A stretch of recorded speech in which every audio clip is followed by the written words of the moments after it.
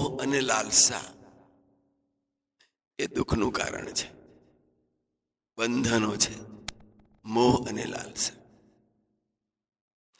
મોહ અને લાલસા થકી માણસ દુઃખી થઈ જતો હોય છે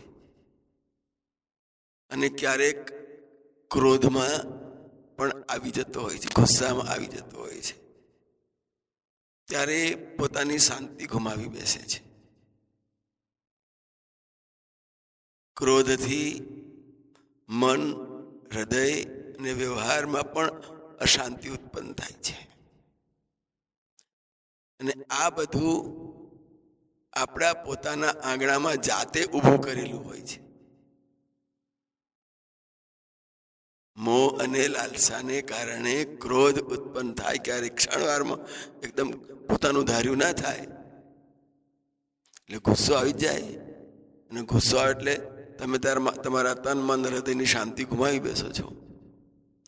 અને આ આપણે પોતે જ પેદા કરેલું હોય છે, આપણી પોતાની અશાંતિ, ધાર્યું ન થાય એટલે. પણ જો સમજણપૂર્વક એમાંથી બહાર નીકળી જવાય તો જ જીવનમાં શાંતિ પ્રાપ્ત થઈ શકે. જય મહારાજ.